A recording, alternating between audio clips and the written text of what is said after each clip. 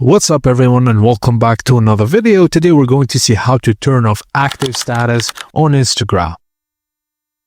So the first thing first, open Instagram on your Android or iPhone.